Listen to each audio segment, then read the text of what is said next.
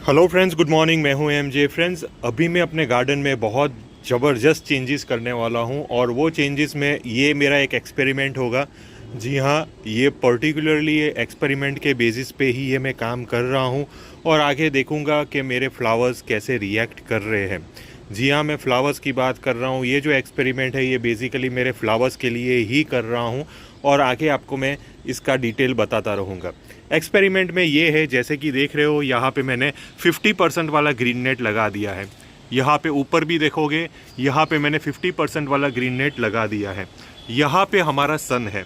अब मेरे यहाँ जो सनराइज़ होती है वो यहाँ से होती है, पर्टिकुलर ये एरिया से, और यहाँ से लेके यहाँ सन चला जाता है और यहाँ पूरा उसका जो डायरेक्शन रहता है फाइनली यहाँ जाके उसकी सनसेट होती है। तो मतलब में जो सनलाइट मिलती है मेरे यहाँ बिल्कुल भी धुंध नहीं है, फॉगी क्लाइमेट नहीं है, ओपन क्लाइमेट है। जैसे कि देख रहे हो पूरा सन मेरे यहाँ दिख रहा है। अब एक चीज़ है, जैसे ही आपके प्लांट जब फ्लावर्स बनाना कोशिश करते हैं, जैसे कि ये फ्लावर बर्ड्स हमारा प्लांट बनना शुरू कर देता है, तब अगर हमारे प्लांट के ऊपर अगर ऐसी सनलाइट मिल रही है, फुल फोर्स में सनलाइट मिल रही है, तो बाद में आपके जो प्लांट के फ्लावर्स हैं वो बहुत जल्दी खुल जाएंगे। आपके प्लांट के फ्लावर्स एकदम ही ओपन हो जाएंगे और एकदम जल्दी ओपन होने की वजह से आपके प्लांट के जो ओपनिंग है, फ्लावर्स की जो ओपनिंग है, वो आपको खूबसूरत नहीं दिखेगी।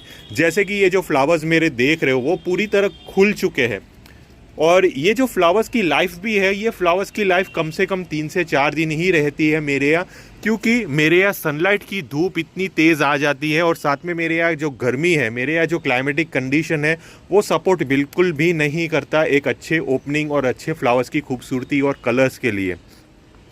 तो इसीलिए मैंने एक एक्सपेरिमेंट किया है। मैंने एक्सपेरिमेंट में ये किया है कि मैंने ऐसा ग्रीन नेट लगा दिया है। ग्रीन नेट की वजह से जो फॉगी क्लाइमेट आप लोगों के यहाँ क्रिएट होता है, जहाँ पे सनलाइट बहुत कम आती है और बहुत धुंध रहती है, वहाँ पे आपके जो फ्लावर्स की जो ओपनिंग है वो बहुत खूबसूरत होती है। तो मैंने कुछ ऐसा ही क्लाइमेट क्रिएट करने की कोशिश की है।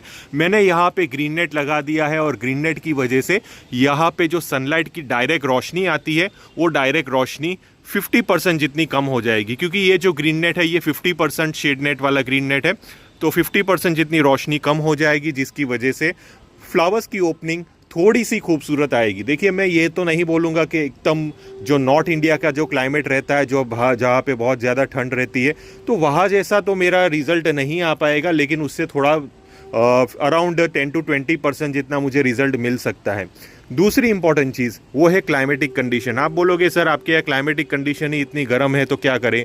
देखिए, ये तो इसका तो मेरे पास कोई भी इलाज नहीं है, लेकिन जैसे ही हम ग्रीन नेट डालते हैं तो ग्रीन नेट की वजह से 1-2 डिग्री क्लाइमेट कम, थोड़ा ठंडा हो ही जाता है, क्योंकि सनलाइट अगर कम आएगी तो उसके सामने थोड़ी सी ठंडक भी क्रिएट होगी।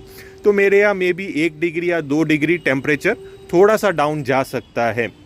तो ये एक एक्सपेरिमेंट मैं कर रहा हूँ मैं अपने गार्डन में, क्योंकि मैं चाहता हूँ कि जो मेरे फ्लावर्स की ओपनिंग है वो बहुत खूबसूरत हो।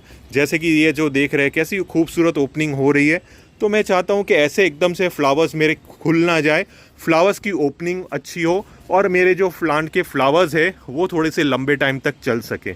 तो ये एक एक्सपेरिमेंट मैं अपने गार्डन में कर रहा हूँ। फर्टिलाइज़र वगैरह सब सेम रहेगा।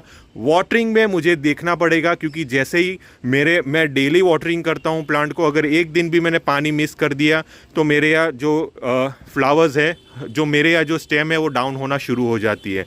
डिपेंड करता है कि प्लांट के अंदर पानी कितना है, मीडिया के अंदर पानी कितना है। कभी कभार ऐसा भी होता है कि मीडिया के अंदर पानी इनफ रहता है तो मैं एक बार वाटरिंग मिस भी कर देता हूँ, लेकिन मोस्ट प्रॉबेबली मुझे डेली वाटरिंग करनी पड़ती है। तो ये सारी चीज़ें तो नॉर्मल रहेगी। और दूसरी इंपॉर्टेंट चीज़, जैसे ही फ्रेंड्स ये जो फ्लावर बर्ड्स मेरे ख़त्म हो रहे हैं, जैसे कि ये जो देख रहे हैं फ्लावर बर्ड ख़त्म हो रहे हैं, तो मैं इसको कट कर दूंगा। इसको कट करना बहुत ज़्यादा ज़रूरी है। मेरे से गलती से एक शूट कट हो गई, चलो कोई बात नहीं, नई निकल जाएगी। देखिए, कुछ ये हिसाब से फ्लावर्स को कट करना बहुत ज़्यादा ज़रूरी है, अदरवाइज़ आप अच्छे फ्लावर्स नहीं ले पाओगे, क्योंकि एनर्जी भी वो लेता रहेगा। अगर ये डेड फ्लावर यहाँ पे पड़ा रहेगा, जैसे कि यहाँ पे देख रहे हो ये डेड फ्लावर पड़ा रहेगा, तो बाद में वो एनर्जी लेता रहेगा और वो एनर्जी हमारे दूसरे जो नए बर्ड डेवलप हो रहे हैं उसको नहीं मिलेगी। तो मैं ये फ्लावर्स को कट कर देता हूँ। तो अभी यही प्रोसेस मैं कर रहा था। जो फ्लावर्स ख़त्म हो रहे हैं वो फ्लावर्स को मैं हटा रहा हूँ और फिर से नई फ्लावरिंग्स की शुरुआत कर रहा हूँ। देख रहा हूँ कि किस हिसाब से अभी रिएक्शन होगा मेरा।